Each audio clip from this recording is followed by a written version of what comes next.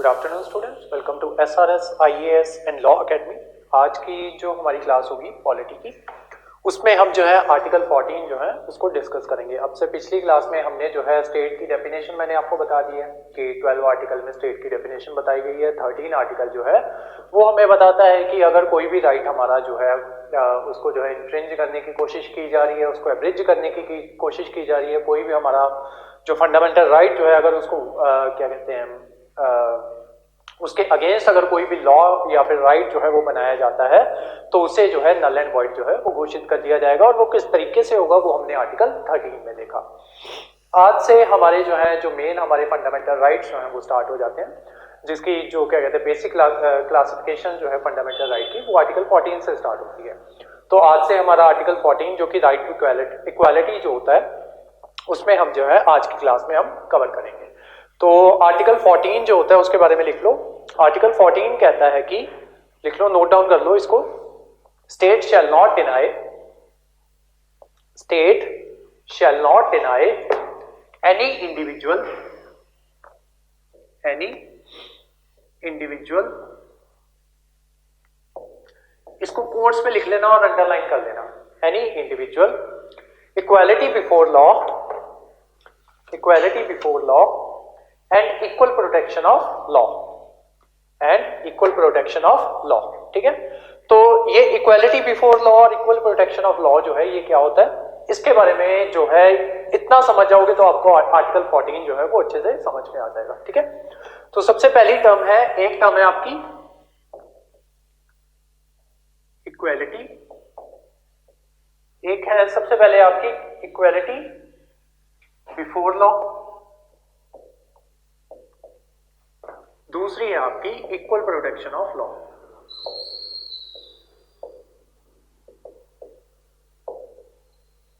ठीक है, ये दो टर्म्स जो हैं इनको समझना है आपको। ठीक है, तो इनको समझाने के लिए मैं कुछ एग्जांपल जो है वो आपको दूंगा। ठीक है, आपने वो मूवी देखी होगी ना, अमर अकबर एंथनी,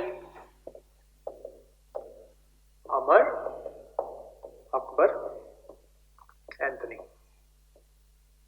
एंथनी। ठीक है,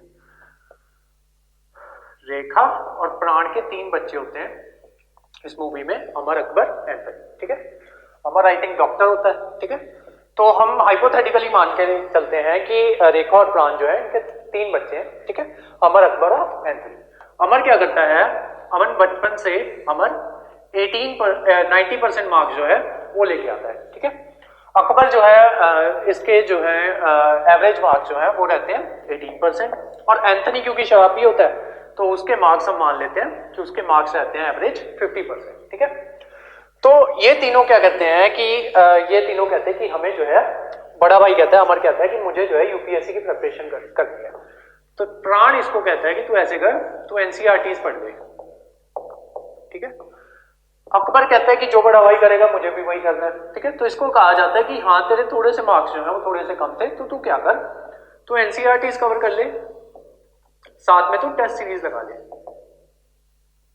ठीक है, अब एंथनी ना नालायक। ठीक है, अब जो माँ बाप होते हैं ना उनकी नजर में तीनों बच्चे इक्वलेंट होते हैं। ठीक है, तब इसको कह दिया जाता है, अब इसको भी उतना ही प्यार करेंगे ना, तो इसको कहते हैं कि देख तू एनसीईआरटी भी कर ले, टेस्ट सीरीज भी लगा ले, ठीक है, कोचिंग भी लगा ले, साथ में ऑनलाइन क्लासेस भी लगा ले।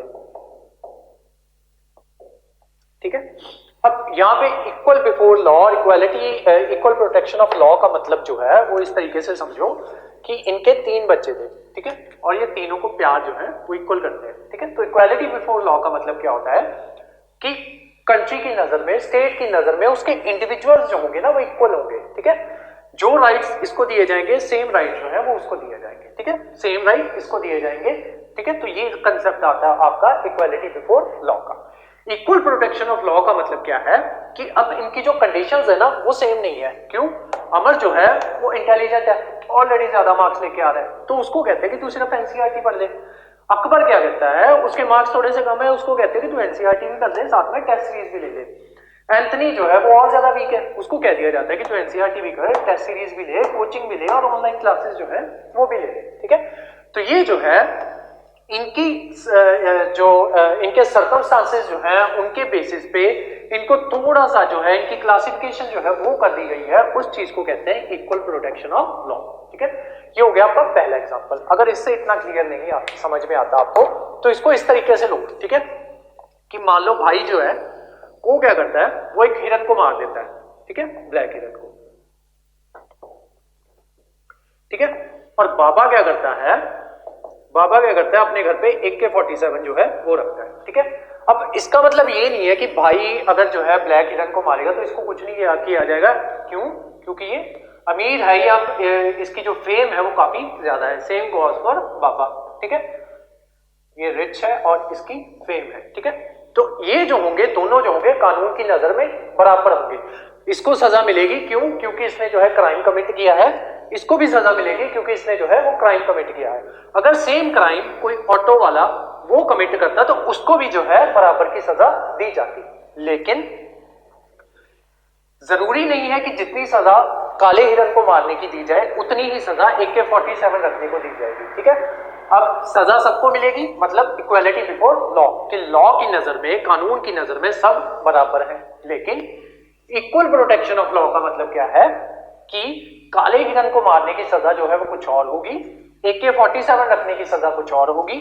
ऑटो वाला मान लो चेन स्नैच कर लेता है तो चेन स्नैचिंग की सजा जो है वो कुछ और होगी। ठीक है, तो उसको कहते हैं इक्वल प्रोटेक्शन ऑफ लॉ।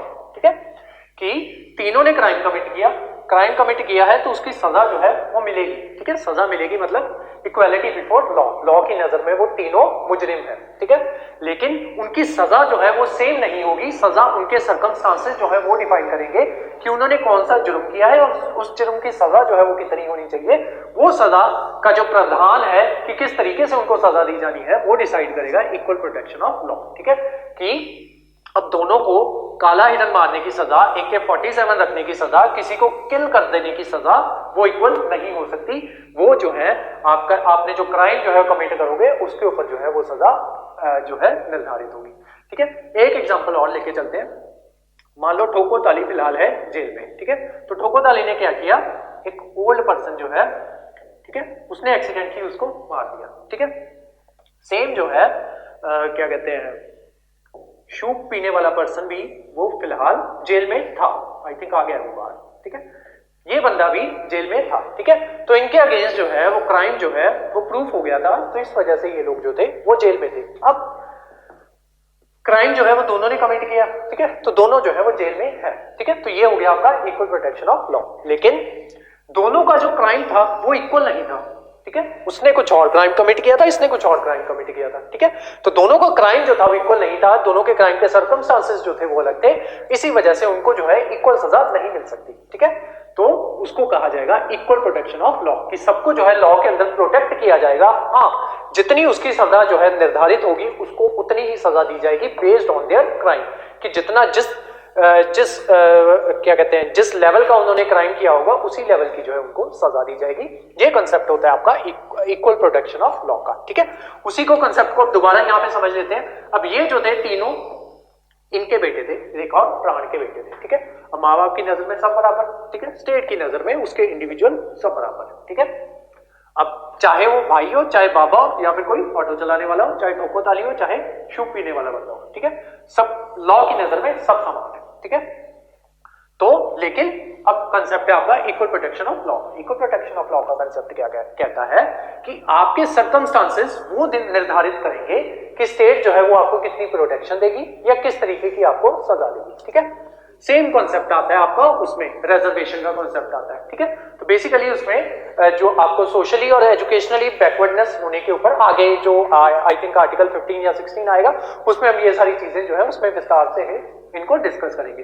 तो बेसिक चीज जो है वो ये समझो कि protection, equal protection of law का मतलब ये है कि आपके सर्कमस्टांसेस क्या रहे हैं आपकी लाइफ में, उन चीजों को देखा जाएगा और उसके बेसिस पे जो है आपको प्रोटेक्शन जो है वो दी जाएगी। ठीक है, तो ये है आपका equality before law and equal protection of law. ठीक है, तो आर्टिकल 14 एक बार दोबारा देख लो। State shall not deny any individual, state जो है किसी भी इंडिविजुअल को डिनाई नहीं करेगी इक्वालिटी बिफोर लॉ, ठीक है। डिनाई नहीं करेगी का मतलब ये है कि अगर अंबानी का बेटा किसी का मर्डर कर देता है और कोई ऑटो वाला जो है वो किसी का मर्डर कर देता है या कोई नॉर्मल ह्यूमन जो है वो किसी का मर्डर कर देता है, तो इक्वालिटी बिफोर लॉ का मतलब ये है कि लॉ की नजर में दोनों बराबर होंगे। अंबानी का बेटा भी बराबर होगा और जो कोई नॉर्मल इंसान जो कत्ल करता है वो भी बराबर होगा। And equal protection of law, कि दोनों को इक्वल प्रोटेक्शन ऑफ लॉ जो है वो प्रोवाइड करवाई जाएगी। इक्वल प्रोटेक्शन ऑफ लॉ का मतलब ये है कि अगर अंबानी का बेटा कत्ल करता है उसको भी उतनी ही सजा मिलेगी, ठीक है, और अगर कोई नॉर्मल पर्सन जो है वो कत्ल करता है उसको भी बराबर की सजा दी जाएगी, ठीक है। क्यों? क्योंकि दोनों ने जो क्राइम जो है वो इक्वल जो है उसको परफॉर्म किया है या कमिट किया है, ठीक है। तो दोनों का क्राइम जो था वो इक्वल था, तो सजा जो होगी वो इक्वल होगी। जब क्राइम इक्वल नहीं होगा तो उनके सर्कमस्टांसेस जो है वो डिफाइन करेंगे कि उस पर्टिकुलर क्राइम के लिए कितनी सजा जो है वो निर्धारित की गई है, ठीक है। मतलब आप यहाँ पे ये नहीं कह सकते कि भाई ने भी क्राइम जो है वो कमिट किया है, बाबा ने भी क्राइम जो है वो कमिट किया है, दोनों को बराबर सजा जो है वो दी जानी चाहिए, ठीक है। तो ये कहता है आपका कि आर्टिकल 14 कि state shall not deny, state किसी भी इंडिविजुअल को डिनाई नहीं करेगी इक्वालिटी बिफोर लॉ और इक्वल प्रोटेक्शन ऑफ लॉ, ठीक है। तो ये था कंसेप्ट आपका इसका आर्टिकल 14 का और इक्वालिटी बिफोर लॉ और इक्वल प्रोटेक्शन ऑफ लॉ का, ठीक है। अब इसके बारे में ये कंसेप्ट जो है ये कहां से आता है, ये सारे तो थे इसके एग्जांपल्स की किस तरीके से आपको इसको समझना है, ठीक है। अब ये जो कंसेप्ट जो होता है इक्वल प्रोटेक्शन ऑफ लॉ का और इक्वालिटी बिफोर लॉ का, ये कंसेप्ट जो है ये कहां से आता है इसको देखते हैं।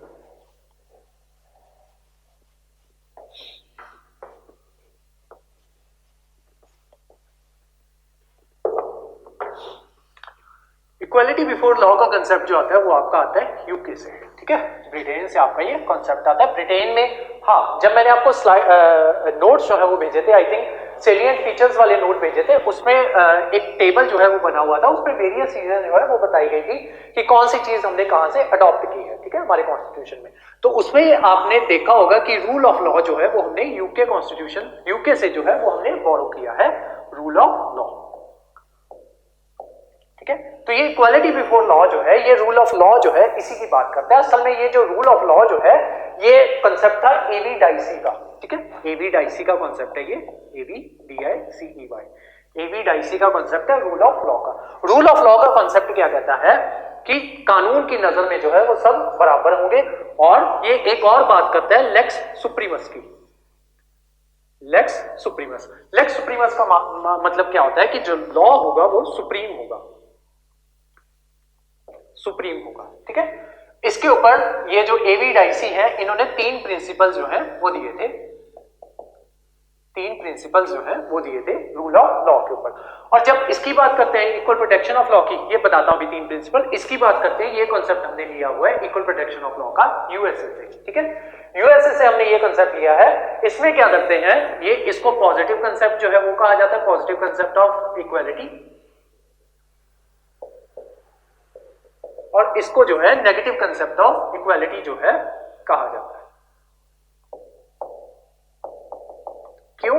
क्योंकि ये पॉजिटिव इसको क्यों कहा जाता है, क्योंकि ये क्या कर रहा है, ये आपके सर्कमस्टांसेस जो है उसको देख रहा है, ठीक है, सर्कमस्टांसेस देख के आपकी सजा जो है उसको निर्धारित जो है वो किया जा रहा है। लेकिन इसको नेगेटिव कंसेप्ट क्यों कहा जाता है? नेगेटिव कंसेप्ट में ये बात ध्यान रख लो, नेगेटिव कंसेप्ट में कुछ भी चीज का ध्यान नहीं रखा जाएगा, सिर्फ आपको इक्वल जो है वो ट्रीट किया जाएगा, भले ही आप अमीर हो भले ही आप गरीब हो, ठीक है। जहां जहां पे भी नेगेटिव कंसेप्ट आएगा उसका मतलब ये समझ लेना कि आपको जो है इक्वल ट्रीट किया जाएगा। ये नहीं देखा जाएगा कि अगर आप गरीब हो तो थोड़ी सी आपकी मदद कर दी जाए, वो मदद आपकी जो है वो नहीं की जाएगी किसी भी नेगेटिव कंसेप्ट में, ठीक है।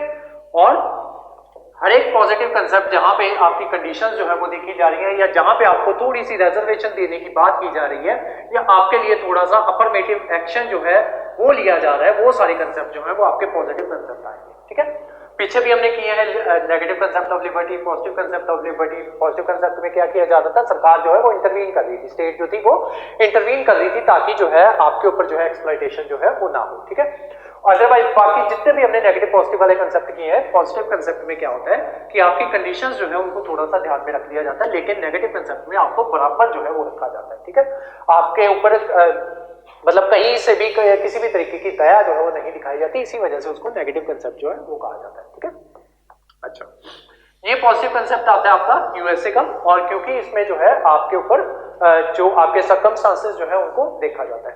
यूएसए का कंसेप्ट है ये, इसमें एक बात जो है वो फेमस है कि likes are to be treated alike, likes are to be treated alike and unalikes are to be treated unalike.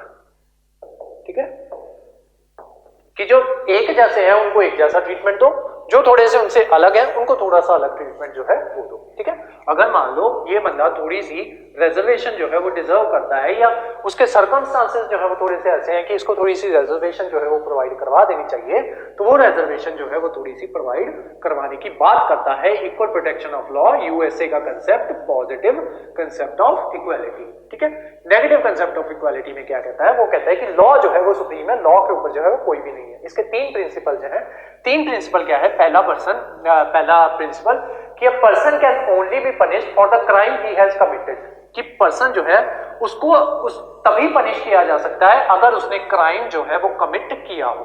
ठीक है, क्राइम अगर उसने कमिट किया हो, और वो जो क्राइम उसने कमिट किया है वो कहां पे प्रूव होना चाहिए, in the court of law, court of law. ये सारे नोट्स जो है ये मैं आपको लिखवाऊंगा, अभी फिलहाल मत लिखो। ठीक है, कोर्ट ऑफ लॉ में वो क्राइम, सबसे पहली बात पहला प्रिंसिपल लेक्स सुप्रीमस का पहला प्रिंसिपल क्या है, या रूल ऑफ लॉ का पहला प्रिंसिपल क्या है, ये एज इट इज डायरेक्टली आपसे मेंस में जो है वो पूछा जा सकता है। ठीक है, कि लेक्स सुप्रीमस का या रूल ऑफ द लॉ का तीन प्रिंसिपल्स है, उनको बताओ। तो पहला प्रिंसिपल क्या कहता है कि पर्सन जो है उसको तभी जो है सजा दी जाएगी अगर उसने क्राइम जो है वो क्राइम कमिट किया हो, पहली बात। दूसरी बात, उस क्राइम को जो है वो कहां पे प्रूव किया जाएगा, आपके कोर्ट ऑफ लॉ में प्रूव किया जाएगा।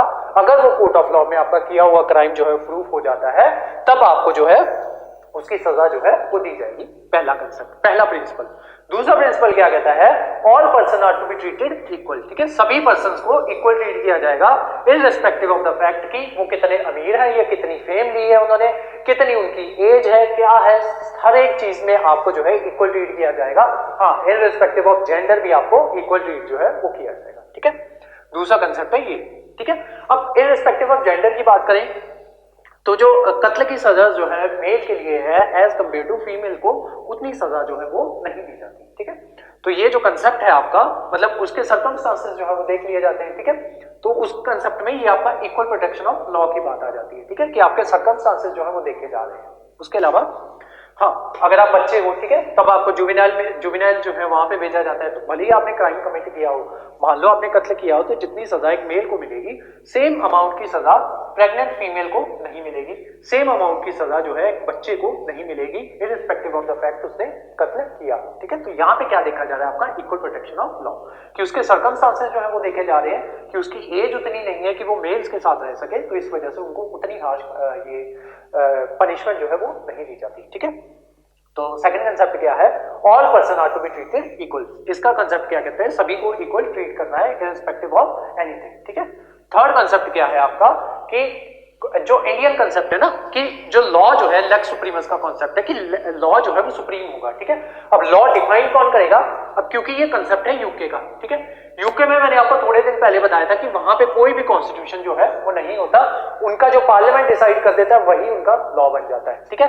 तो जो यूके का कॉन्सेप्ट है उसमें लॉ जो है वो सुप्रीम होगा, सॉरी जो आपका पार्लियामेंट जो होगा वो सुप्रीम होगा।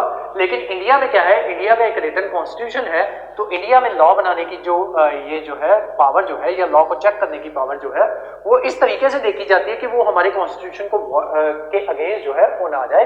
तो यहाँ पे सुप्रीम कौन होता है, आपका कॉन्स्टिट्यूशन जो होता है वो सुप्रीम होता है इंडियन कंसेप्ट ऑफ इक्वालिटी में। ठीक है, इंडिया में Indian concept of rule of law देखा जाए तो सुप्रीम कौन होगा, कॉन्स्टिट्यूशन। अगर यूके का कॉन्सेप्ट से देखा जाए तो सुप्रीम कौन होगा, आपका पार्लियामेंट। ठीक है, तो ये था आपका इक्वालिटी बिफोर लॉ और इक्वल प्रोटेक्शन ऑफ लॉ। अब यहाँ पे कुछ जो है प्रिविलेजेस जो है वो भी दी जाती है, मतलब यहाँ पे कुछ एक्सेप्शंस जो होती हैं वो भी एग्जिस्ट करती हैं, जैसे आपका आर्टिकल 361। ठीक है, आर्टिकल 361 और आर्टिकल 361A। ठीक है, ये क्या बात करता है कि अगर आपके जो ये होते हैं आपके प्रेसिडेंट और जो गवर्नर जो होते हैं, जब वो अपने ऑफिस पे होते हैं तो उनके ऊपर किसी भी तरीके का मुकदमा जो है वो नहीं चल सकता। ठीक है, अब अगर हम बात करें कि इक्वल प्रोटेक्शन ऑफ लॉ या इक्वालिटी बिफोर लॉ, तो इनके ऊपर भी जो है वो मुकदमा चलना चाहिए था, ठीक है। अगर ये क्राइम जो है किसी तरीके का क्राइम कमिट करते हैं तो इनके ऊपर भी मुकदमा चलना चाहिए था, लेकिन ये जो है ये एक्सेप्शन रखी गई है अंडर आर्टिकल 361 और 361A के तहत कि इनको जो है अगर ये कोई क्राइम कमिट कर देते हैं तो जब तक ये ऑफिस में है तब तक इनके ऊपर कोई भी मुकदमा नहीं चल सकता। क्रिमिनल जुरिस्डिक्शन से इनको बाहर रखा जाता है, जुरिस्डिक्शन, लेकिन सिविल जुरिस्डिक्शन के अंडर ये आते हैं, ठीक है। इनके ऊपर सिविल मुकदमा जो है वो चल सकता है, लेकिन उसकी एक कंडीशन है, जो इनके ऊपर सिविल मुकदमा चलाने जा रहा है उसको इनको 2 महीने पहले जो है वो रिटर्न नोटिस जो है वो देना पड़ेगा, ठीक है। अगर उस रिटर्न नोटिस का कोई भी जवाब नहीं आता तो इनको जो है कोर्ट में बुलाया जा सकता है। अदरवाइज इनकी डिग्निटी मेंटेन करने के लिए, इनकी चेयर की डिग्निटी मेंटेन करने के लिए कोई भी इंसान जो है, जो प्रेसिडेंट है या वाइस प्रेसिडेंट है, उनके ऊपर किसी भी तरीके की क्रिमिनल जुरिस्डिक्शन के अंदर जो है वो नहीं आते जब तक वो ऑफिस में है, ठीक है। एक कंसेप्ट ये हो गया। इसके अलावा एक एग्जांपल भी है, यहाँ पे क्या हुआ था कि एक पर्टिकुलर स्टेट के गवर्नर थे, उनके ऊपर जो है सेक्सुअल एक्सप्लॉयटेशन का मुकदमा जब जो है क्या कहते हैं, उनके ऊपर जो है केस जो है वो सेक्सुअल एक्सप्लॉयमेंट का जो है उनके ऊपर केस हो गया था, लेकिन उनको जो है उनके ऊपर कोई भी चार्जेस जो है वो नहीं लगाए गए। पार्टी ने उन्हें मजबूर कर दिया कि वो जो है अपना पद जो है गवर्नर का वो छोड़े। वैसे उनको मजबूर नहीं किया जाता क्योंकि वो आपके ये जो होते हैं प्राइम मिनिस्टर होते हैं, उनके प्लेजर पे वो जो है वो वहां पे रहते हैं, तो उनको अब उनके पद से जो है वो हटा दिया गया। लेकिन फिर भी उसके बावजूद भी उनके ऊपर कोई मुकदमा जो है वो नहीं हुआ था। क्यों? क्योंकि उस टाइम पे जब ये क्राइम जो है इन्होंने कमिट किया उस टाइम पे ये अपने ऑफिस में थे। तो पहली एक्सेप्शन क्या है आर्टिकल 361 और 361A के तहत गवर्नर और प्रेसिडेंट की, ठीक है, कि इनके ऊपर इनको जो है इक्वालिटी बिफोर लॉ जो वाला जो कंसेप्ट है वो इनके ऊपर लागू नहीं होगा, ठीक है। एक बंदा ये। दूसरा, कुछ आपके एमपीज, कुछ नहीं सारे जो आपके एमपीज और एमएलएज होते हैं वो प्रिविलेज जो है एक एंजॉय करते हैं कि जब उनका हाउस जो है वो सेशन में हो। हाउस सेशन में होने का क्या मतलब है, अगर कोई एमपी है चाहे वो लोकसभा का है या वो राज्यसभा का है, ठीक है, जब इसका हाउस जो है वो सेशन में है, ठीक है, मतलब जब इसकी लोकसभा और राज्यसभा की मीटिंग्स जो है वो हो रही है, ठीक है, उस टाइम पे इनको जो है सुप्रीम कोर्ट, हाई कोर्ट या कोई भी कोर्ट इंडिया का वो इनको जो है कोर्ट में नहीं बुला सकता, ठीक है। तो ये प्रिविलेज एंजॉय करते हैं। तो ये भी आपकी एक एक्सेप्शन है इक्वालिटी बिफोर लॉ के तहत। उसके अलावा जो आपके फॉरेन डिप्लोमेट्स होते हैं, ठीक है, जो डिप्लोमेटिक पासपोर्ट पे या डिप्लोमेटिक वीजा पे आपकी कंट्री में आए होते हैं, जैसे जब आप आईएएस बन जाओगे या आईएफएस बन जाओगे तो आपके जो है अलग से पासपोर्ट जो है वो बनते हैं, ठीक है। मैरून कलर का आपका पासपोर्ट होता है और उसको डिप्लोमेटिक पासपोर्ट जो है वो कहा जाता है, ठीक है। तो जब आप बन जाते हो आईएएस आईपीएस तो आईएफएस, तो आपको जो है डिप्लोमेटिक पासपोर्ट जो है वो आपको दिया जाता है। तो उसमें क्या होता है कि जो बंदा डिप्लोमेटिक पासपोर्ट के थ्रू पासपोर्ट लेके आया होता है या कोई डिप्लोमेट होता है किसी दूसरी कंट्री का, तो उसको वो भी जो है इक्वालिटी बिफोर लॉ जो है उसकी एक्सेप्शन में आता है। मतलब उसके ऊपर भी लॉ, जो एक पर्टिकुलर कंट्री का लॉ जो है वो उसके ऊपर नहीं लागू होता। रीजन बीइंग कि ये जो है हमारी इंटरनेशनल कन्वेंशंस के थ्रू हमने इसको लागू किया हुआ है, ठीक है, कि कोई भी फॉरेन डिप्लोमेट अगर हमारी कंट्री में आता है और यहाँ पे आके अगर वो क्राइम भी कमिट करता है तो उस क्राइम की सजा जो है उसे इंडिया में नहीं दी जा सकती। उसकी कंट्री जो है वो उसको सजा दे सकती है अगर वो देना चाहे तो, अगर नहीं देना चाहे तो नहीं भी दे सकती। ऐसा एक और केस हुआ था आपका, सऊदी अरेबिया का कोई डिप्लोमेट जो है वो आया था, तो वहां पे उसने हमारी जो इंडियन जो कोई लेडी है उनके साथ छेड़खानी करती, तो उसके ऊपर भी सेक्सुअल एक्सप्लॉयटेशन का केस जो है वो हुआ था, लेकिन उसके ऊपर कोई भी क्रिमिनल चार्जेस जो है वो नहीं लगाए गए। उसकी कंट्री को बता दिया गया, सऊदी अरेबिया को बता दिया गया कि आपके जो ये जो पर्टिकुलर ऑफिसर हैं इनके ऊपर इस तरीके का इल्जाम जो है वो लगाया गया है।